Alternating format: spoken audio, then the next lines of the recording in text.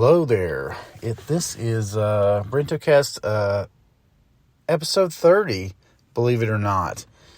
I'm sitting here looking out at the still water of Baden Lake as the sun sets over my left shoulder. It's really peaceful. What am I doing out here? Well, I flew myself out here real quick as the detox class went on in the store. I knew I had a few minutes so I could get away and get me a cappuccino at Baden Coffee. It's probably my favorite coffee shop right now. And a lot has gone down this week, so I thought it would be a great time to post an update. It's going to be kind of a wild and woolly week, but I'm going to do my best to kind of summarize all that's coming and what has recently happened. Have not had a writing and arranging day with young Harrison Foreman, my primary musical collaborator, in quite some time, because he has a lovely lady in his life, and that's really changed his schedule.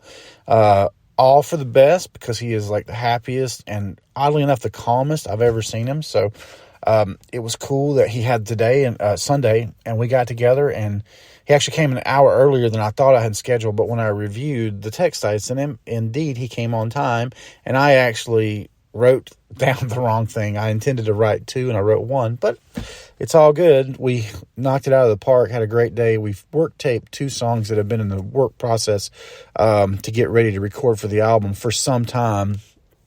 They just really needed Harrison's kind of contribution to the arrangement a little bit. So we did that, and I gotta say, they sound amazing. The one is called Long Time Running, and the other is called Fall on Me, and I think they're both clearly in the Southern rock genre.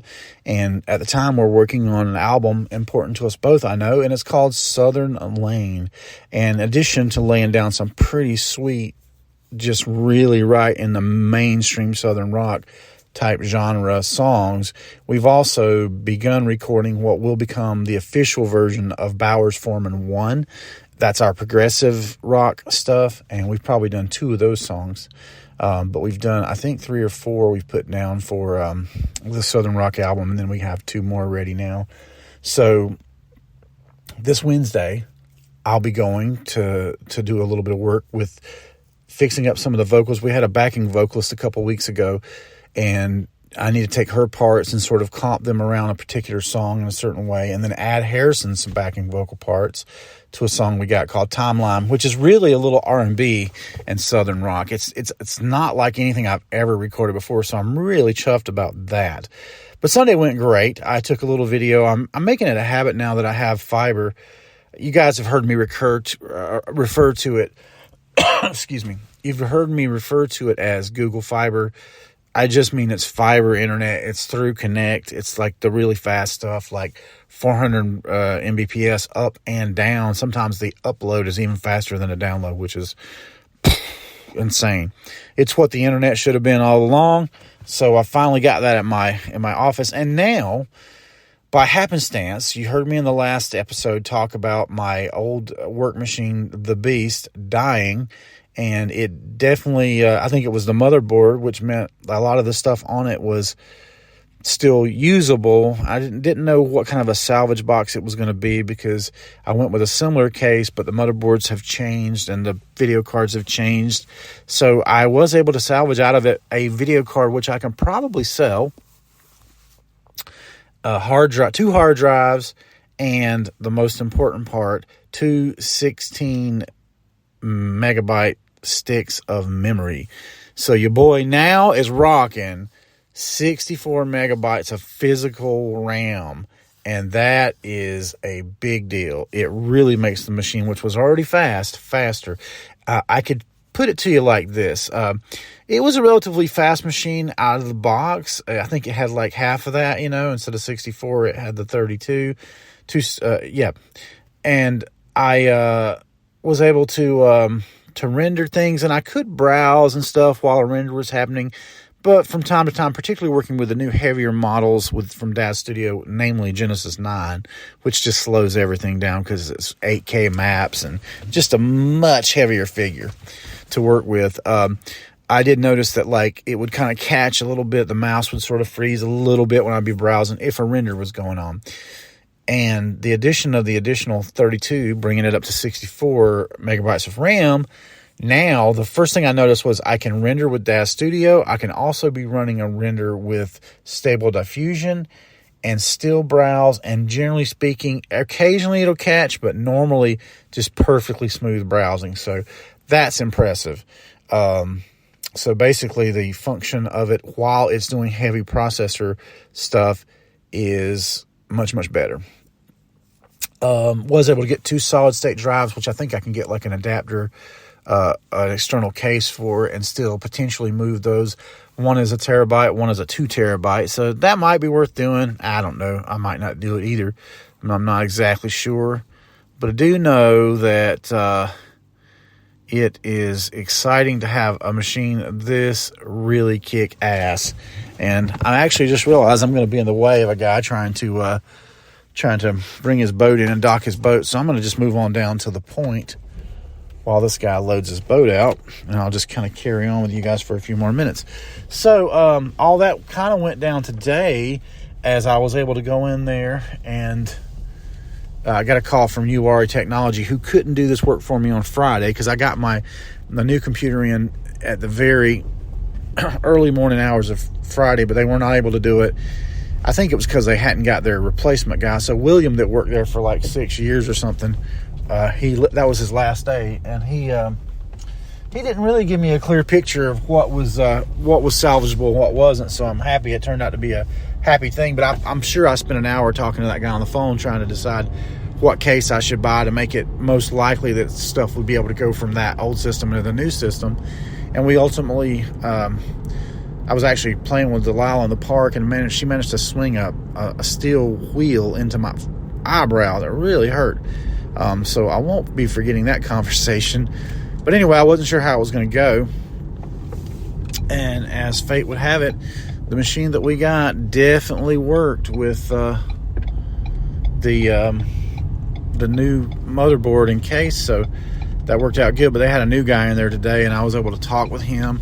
I did realize that wanting to set up my sound bar, my Bluetooth sound bar, I did not have what I needed on board. I had to order today a little fob that gives it Bluetooth capability. But then after that, I'll be using a sweet soundbar, which will be better sound than I've ever had on any of my editing machines. So it's on the up and up. It's going to allow me to produce my HDRIs and things that I actually do to sell so much faster.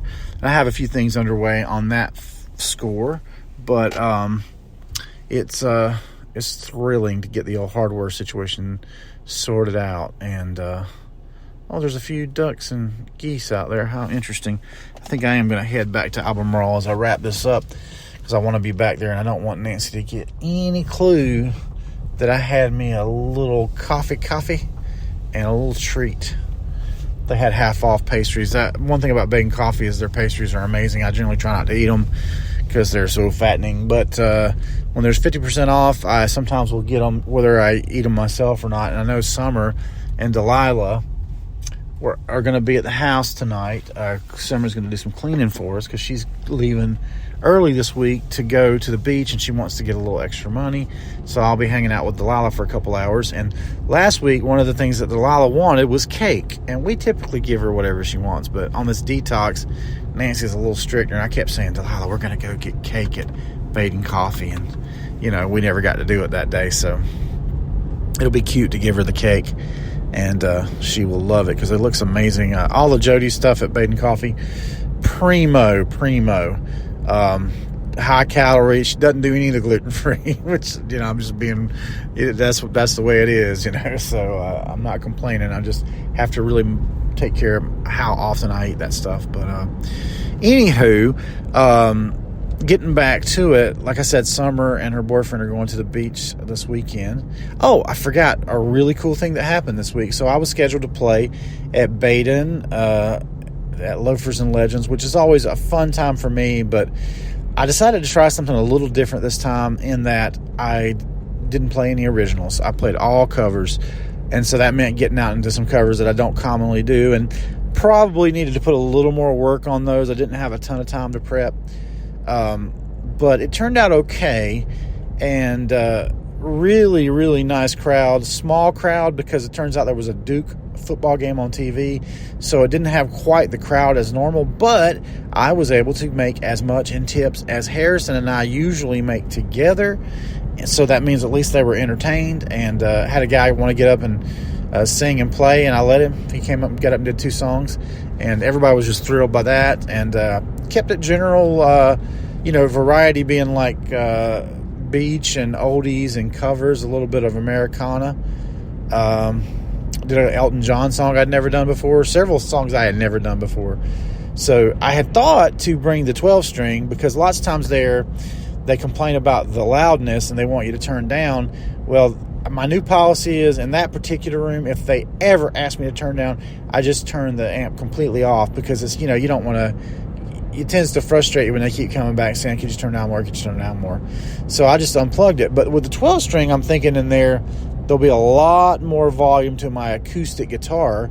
I can sing loud enough for that room. It's just the guitar on a 6-string doesn't come across quite loud enough without being plugged in. But it's all about how many bodies are in there. And, with only 2 tables occupied, it definitely was loud. And so I didn't make any kind of a fuss. I just pushed the microphone away, turned the amp off, and played unamplified. And I was experimenting with, I like to take video of my shows, not always to share, but sometimes to, decide whether or not to do a song again or what my setup was like. And also it's just a memory for me. I privatize a lot of those, but I've got a great new 360 camera that I really like how it works. And it has a weighted base, so I wasn't as worried about it getting knocked over, and I did put it on the table. And I let it run for the whole time with an external battery on it, and it got the whole show in 360, so I'm slowly going through and running that stuff off and uploading it to YouTube, to my private playlist. I may do a reframed version of it and just pick some of the best ones, but the output is really cool because I can go back, and if I don't want to watch me, I can spin around and see what else it sees in there, and you get a sense for the whole room like that. And I may do that again on a busier night. It would have been a little hectic because if the thing gets knocked over, it's got big lenses on both sides. Those lenses are ruined. That means I'd have to rebuy that module. So it's a $700 camera. Don't want to do that.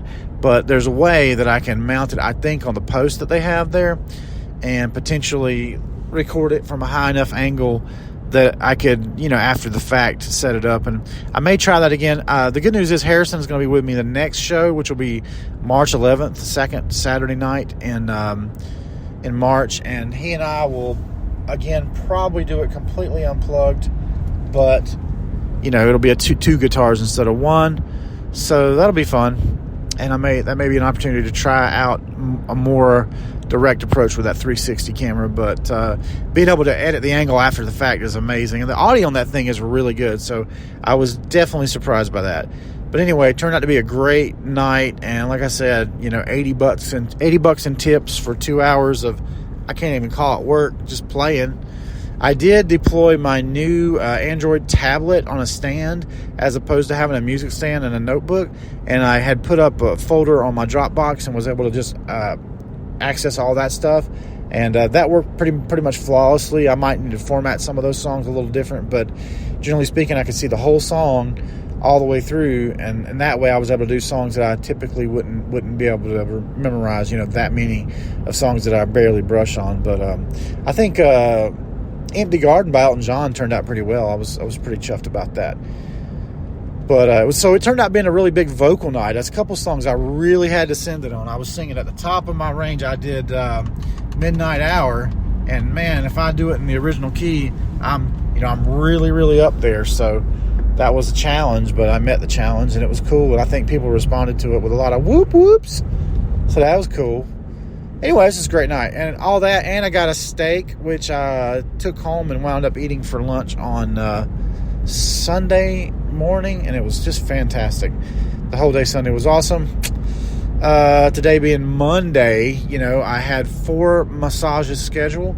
2 of them actually showed up. And they got some great work done, and they both tipped. So, hey, good Monday. But, that's what's going on, and there's little surprise. I can't say too much about this week. You'll be getting that on my next episode, but something we might be doing Saturday. But the thing I know I'm doing this week is I'm spending one night at the studio on our stuff, and then I'm hoping to finish up our work on Ansel's project in 3 more sessions. So one of those sessions is going to be Friday night, and we're going to be taking a song that we fully produced as an acoustic song and doing the drums and the bass and whatnot and making it an electric song, and that'll be the focus of that session. And then after we get this, I think that puts us at something like 13, 14 songs for him. I kind of need to kind of cap off. It's sort of a never-ending project right now, and part of that's my fault, but a lot of it is, just the fact that we don't charge. So that kind of has to change. At least something, for the driving up there and whatnot. Just so everybody's like. The problem with free, listen, I would work on anybody's album for free at any time.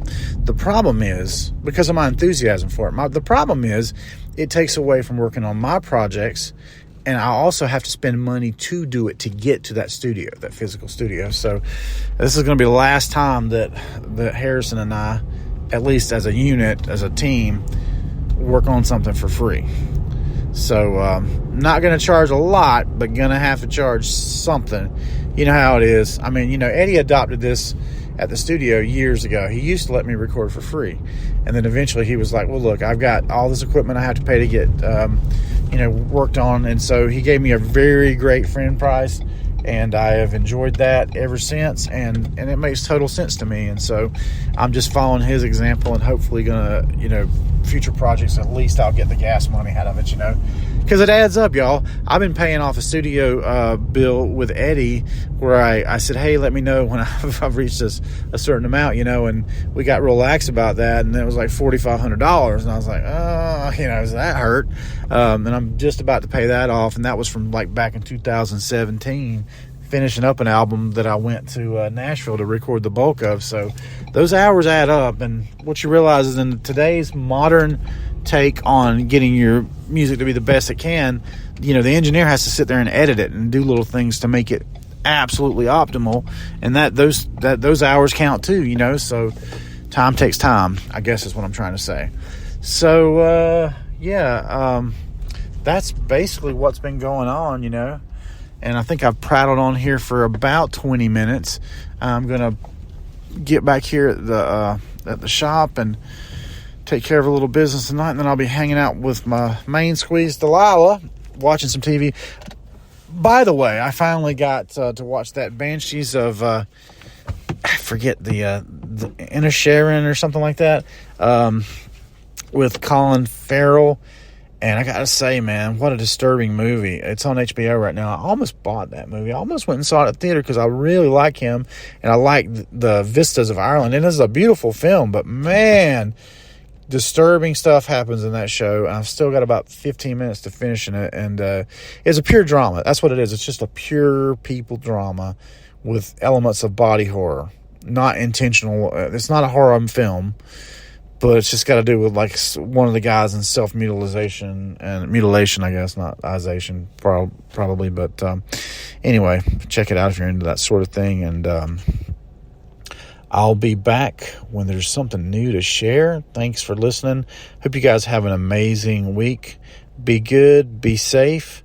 Brento out.